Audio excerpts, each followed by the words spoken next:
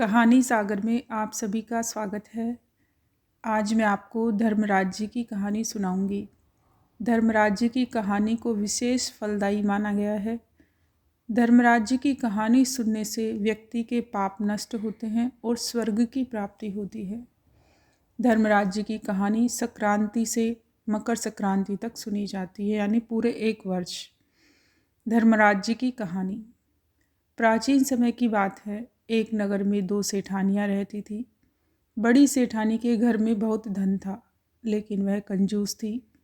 छोटी सेठानी के घर में धन कम था, लेकिन वह मन से बहुत दयालु और मददगार थी। वह स्वयं को धर्म के कार्य करने और लोगों की मदद करने में लगाए रखती थी। वह प्रतिदिन सवेरे गंगा स्नान के लिए जाती, तुलसी माता, बड़ पीपल सींचती, भगवान के मंदिर जाकर पूजा करती और धर्मराज जी की कहानी सुनती थी। जबकि बड़ी सेठानी यह सब देखकर हंसती थी और कहती थी कि पता नहीं दिन भर क्या फालतू काम करती रहती है। ऐसा करते करते दिन बीतने लगे और सेठानियाँ वृद्ध हो गई। तब भगवान के घर से बुलावा आया। छोटी सेठानी को लेने के लिए धर्मराज जी ने अपना विमान भेजा, जबकि बड़ी सेठानी को दूत मारते हुए ले जाने लगे। रास्ते में बड़ी सेठानी ने कहा कि मुझे भूख लगी है। तब दूत बोले कि यदि तुमने जीवन में किसी को खाना खिलाया होगा तब ही तुम्हें खाना मिलेगा। थोड़ी देर बाद उसने फिर से कहा कि मुझे प्यास लगी है।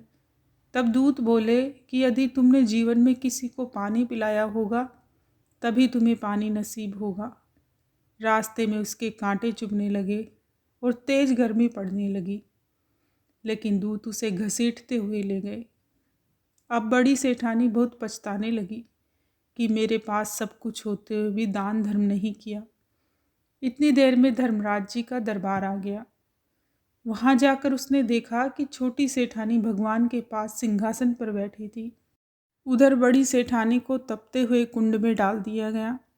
तब बड़ी सेठानी बोली कि मुझे 1.25 पहर का समय दीजिए, मैं वापस आकर दंड भोग लूँगी। धर्मराज जी बोले ठीक है। बड़ी सेठानी के शरीर में वापस प्राण डाल दिए गए। धरती पर आते ही उसने पंडितों को बुलाकर धर्मराज जी की कहानी सुनी और सब तरह के दान धर्म किए। इतने में समय पूरा हो गया। अब की बार बड़ी सेठानी को लेने धर्मराज जी का विमान आया।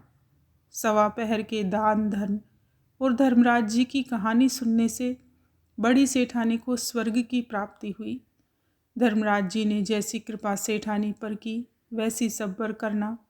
धर्मराज जी की कहानी सुनने वाले, कहने वाले और हुंकारा भरने वाले और पूरे परिवार पर कृपा करना। बोलिए धर्मराज जी की जय।